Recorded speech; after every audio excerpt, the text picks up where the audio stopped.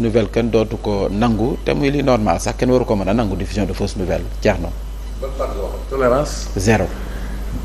mais l'homosexualité est tolérée au Sénégal affaire góor jigéen toléré nañ ko Sénégal waaye. ci li mu waxoon. ah waaw mais lii moom affaire démocratie ak yooyu quoi ci loolu moom amul tolérance. du loolu mooy débat bi. non moi je crois que xam nga c'est normal quoi Mbambay. démb def naa ñu ngi koy waxtaanee ci édition spéciale bi. xam nga lii lépp c'était prévisible. parce que ñoom bi ñuy opposé wu encore une fois dama koy réitérer li ñu doon wax lu bëri du dëgg ils ont vendu du vent aux Sénégalais ñu bëri ci Sénégalais jënd jaan ci pax. li ñu doon xaar loolu de bu yàlla tawul jamaa Sénégal mënul am waaw. léegi c'est normal que boo faloo mais doo fi def dara li may débat de fond bi bu la fi def dara parce que li nga doon wax je pense c'était fantaisiste fantasmagorique fantastique ah waaye ay gént kese la woon jox. voilà loolu la quoi voilà loolu lay débat bi andil libre solution bi solution yi nga waxoon nga appliqué ko bu jeex ah Mambay waaw. voilà pour man loolu lay débat de fond bi bon léegi nag comme amuñ ko xam nga léegi bon il va de soi que ñoom dañuy ragal parce que lu ñuy gën a dem mer gi day gën a yaatu xam nga fii la ñu toogoon jour élection législative ci guddi bi ñuy analyser résultats yi bon li ngay wax ñu bëri du mën dugg seen bopp jamono yi ma ne leen gis nga 2,4 millions voix yooyu ñu am mu wàcc ba 1,9 million voix il faut voir que est-ce que du sax ay 1,5 million wala 600,000 maanaam ku dem ci bureau yi rek xam nga am na benn vide quoi keroog jour bureau de vote yooyu noonu. ngoon gi la affaire yi jug parce que transhumants yi ñu andi la ñooy am clientèle Mambay transhumants yi ñoo leen sauvé ci législative yi ñu bëri ñu leen faloon bi ñu eggee ci législative rek fekk na ñu mën leen ginnaaw Mambay mais loolu dafay am toujours xam nga mooy vote réseau bi quoi clientèle beeg yooyu vous voyez. mais masse bi nga xam ne ñoo leen faloon ñu bëri toog nañ ci xaar ñu falu avril ba ay septembre ay waxi gént rek la ñuy dégg après ñu délaissé wu léegi Mambay loolu tey dafa gën a aggravé wu fossé boobu léegi comme fi ñu jëm dañuy wéet bon il va de soi que ils vont s'enfermer dans une sorte de paranoïa sécuritaire xam nga parce que paranoïa ci psychologie mooy da ngay kii quoi da ngay ragal da ngay tiit mais ci kaw tiitaagi gi yow après da ngay bëgg vous faites feu de tout bas koo gis rek da nga koy jàppee sa noonu vous créez même des fantômes pour avoir peur parce que c'est l'expression d'une peur yenn réaction yi est-ce que comprendre nga ba léegi nag xam nga comme que bëriwul ñu bëri daanu sa kaw dañ koy woo si jàmm parce que Ousmane Sonko kat boo nekkee ci Sénégal gii maa ngi yow sama carte suñu carte d'identité yem dinaa la respecté waaye mënu ma la ragal comme ni ma ko doon jeexalee léegi parce que suñu carte d'identité ñoo yem rek wala yow yaa ma yoreel man yoreelu ma la yaa yor dërëmu Sénégal man Sénégal fayu ma tey nga ne nag kenn du wax mais loolu nag Ousmane Sonko du mën a nekk bu bàyyee dafa dul mën a nekk da ngay léegi nag moom nga bëgg a jéem mais jéem ko laa lay wax parce que ñun nawetu daaw bi fekkuñu fi mais dégg nañ ñu ko fekkee ñu waxal ñu ardoise yi seen yan la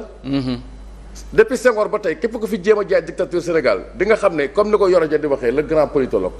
l'écosystème politique de ce pays ne s'accommode pas de dictature man loolu laa gëm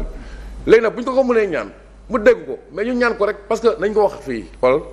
gis nga les lois comme ni ko Younouss waxee les lois dafa leer fii ku fi wàcc sart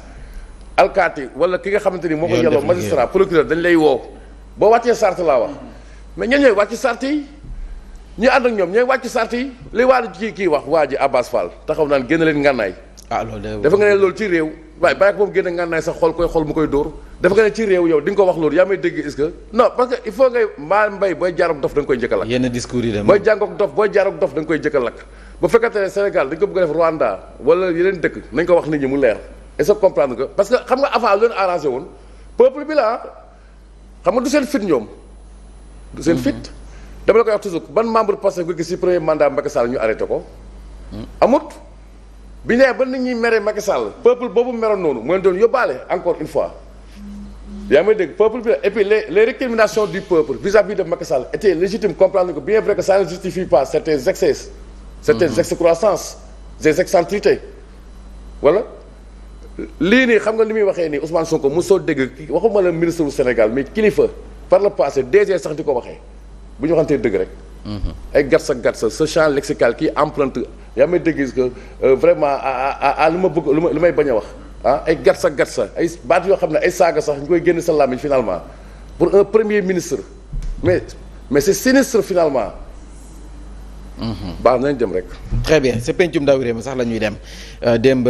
Ousmane Sonko Ilimani jëwriñ ak gouvernement bi doon si jàkkaarloo député ya fa nekkoon séance plénière question d'actualité la ñu ko tuddee gannaaw ba ñu ko laajee ci mbiri Simon Pierre Faye ma ñu téendi woon ak liberté d'expression la mu leen tontu leer na tolérance zéro en tout cas fii ci réewum Sénégal wàllum yoon moom ci boppam dana impliqué wu Nanko Bakayoko El Hadj Diène ñoo ñu fa teewaloon. turu rédacteur en chef bu Zik FM Sen TV di Simon Faye riir na bu baax ci altine bile ci assemblée nationale ci bi ñuy amal séance su question d'actualité bi ñu jagleel gouvernement bi député Pape Djibril Fall laxasaayu nekk avocat wu taskatu xibaar yi ci kanamu ilimaanu jëwriñ yi. am na jëmm joo xamante ni Simon Faye la tudd rédacteur en chef bu D-Média. Simon Faye bokk na ci taskatu xibaar yi gën a respecté ci Sénégal. ci probité ci intégrité nécessité d'enquête ñu ne moo tax tey jii ñu téye ko ay fan. donc Simon Faye ak la justice. ak ñi nga xamante ni yëpp dañ leen di woo ci loo xamante ni du dara. aujourd'hui on va aller vers un véritable pouvoir judiciaire loolu lañ doon xeex. ci tontu bu dëgër boole kook di xuppaate Ousmane Sonko ne dootuñu mayeti dara taskatu xibaar yi wala chroniqueurs yi. ci domaine bii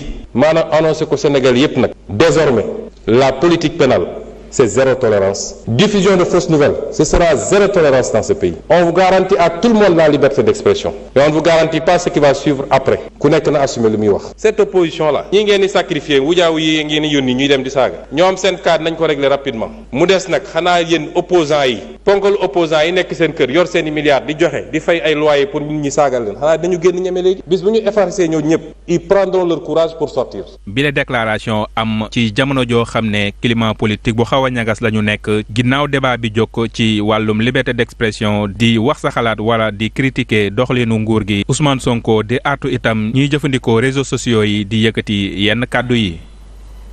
ñu dee sax Ousmane Sonko moom Ilimani jëw dañu dikkaat na ci projet de loi jëm ci accès à l'information waaye it projet jëm ci lanceur d'alerte yi ak réforme bu OFNAC ay kàddoom la ñu teewlu ko.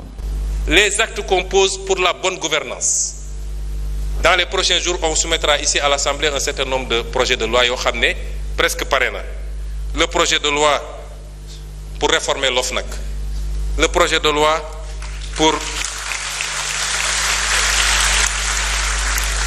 de loi pour les lanceurs d'alerte. Le projet de loi pour l'accès à l'information. Parce que citoyen bu nekk war na mun a am accès à l'information. Qu'est-ce que le Premier ministre fait? Qu'est-ce que tel ministre fait? Qu'est-ce que tel directeur général fait? Le projet de loi pour la déclaration de patrimoine ñu généraliser ko ba képp ku yor responsabilité publique ñu xam lan nga yor. revenir un peu ci lu nga xam ne ñu mu ngi koy waajandi sa assemblée nationale comme ni mu ko waxee accès à l'information waaye projet de loi bu lanceur d'alerte ak OFNAC loo xam ne war a fës kenn nañu ko yóbbu sa assemblée nationale laata Younouss Hady si ñëwaat jeex na. xam nga dafa am contradiction yaa ngi menacé liberté yi nga wax projet de loi pour accès à l'information. accès à l'information jaratu ko projet de loi Sénégal dafa souscrire ratifier charte de transparence bu UEMOA bu 2009 ñu ngi ko transposé en 2012 maanaam wax na la ñuy gérer suñu koppar ak yooyu noonu bu bàyyee donc moom bi ko Macky Sall di dàq loolu rek laa mës a bokk na ci yi ma mës a dénoncé ci li ñu jàppee injustice bi ñu ko def. parce que fonctionnaire charte boobu dafa ne fonctionnaire wala képp koo xam ne xam nga xaalisu Sénégal bu ñu randal boo ko dénoncé wul sax yow dañoo war a teg ay daan. kon moom boobu am na droit wax li mu doon wax noonu loolu waruñu ko ci mën dàq Mambay parce que Abdoulaye moo toll foofu donc monsieur le premier ministre loolu jaratu ko ay accès à l'information. il suffit de yéen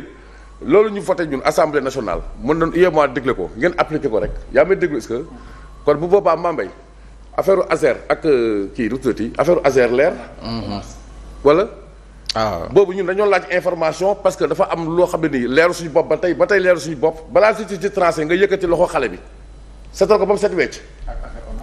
maa ngi ñëw ci ONAS l'affaire des chèques au Cheikh c'est chèque ou Cheikh voilà ça rime avec chèque quoi y a beaucoup d'argent yaa ngi dégg affaire Cheikh Dieng ak Cheikh Tidiane Dièye en Mambay et que foofu ils nous ont donné l'information ba tey dañu cee war a jox information foofu mu leer balaa ñuy dugg sax ci affaire xeexaat ay inondation ak yooyu noonu parce que on parle de xaalis bu bëri Sénégalais yi moom ko. Le premier acte de changement devrait être de mettre l'homme qu'il faut à la place qui sied Mambay. Les profils. Du un homme Ngagne Demba Touré qui a le niveau d'un stagiaire ci domaine boobu moom ngay propulser à la tête de la société des mines mooy joxe le bon exemple Mambay Ndiaye. ñi ñu nemee ay yenn structures damay bañ personnalisé xam nga fay da nga soxor quoi Sénégal suñu sociologie noonu la mel quoi. voilà booy tudd Touré ñee dafa soxor quoi alors que ñoom xam nga rek bu dee ñoom nag ñoom boo du soxor quoi mais yow boo ko waxee ñooy da nga soxor Mambay et cetera et cetera OFNAC bi nag nañ def attention Mambay l'affaire OFNAC nañ def attention enrichissement illicite Abdou Diouf bi nga ko créé ma jeexalee foofu gis nga 2 personnes rek la ci topp épée de Damoclès woon pour permettre à Abdou Diouf de consolider son pouvoir kese mu tiital ñi muy tiital napp leen ñu ñëw ñu teg ko ci suuf 30 ans après Macky andi ko même chose mu tiital ñu ciy tiital jàpp Karim Wade Ousmane Ngom ñooñu ñu doon topp mu ñëw la Macky Sall ànd ak avion ñoom Amar Sarr ñu doon topp ñoo la mujj di toog conseil des ministres déclaration de patrimoine xam nga kii nu mu tëddee OFNAC enrichissement illicite xam nga fa lay commencé Mambay mooy le premier ministre Ousmane Sonko mu génne son patrimoine déjà il y a un débat sur le patrimoine du président de la République Bassirou Diomaye Faye wan nañu ne nu fonctionnaire di amee xaalis en quelque temps en un laps de temps rek am ngan dim gàlle Mermoz ak leneen loolu ak loolu il faut essayer comprendre nga léegi loolu noonu dañ ko war a génne ci biti débat boobu na génne patrimoine am ba pare mais Mambay le principe de la loi c'est pas celui du double standard kumba am ndey ak kumba amul ndey bu ñuy def enrichissement illicite enquête nañu enquête ñëpp waaw parce que mënu am loi pour ñii voilà merci beaucoup. accès à l'information en tant que taskatu xibaar en tout cas loolu boo gën a bëgg bokk na si lu mu bëgg yóbbu assemblée. si loolu moom journalistes yi et les organisations de presse yàgg nañ ko bëgg yàgg nañ ko ñaxtu yàgg nañ ci interpeller les autorités depuis le temps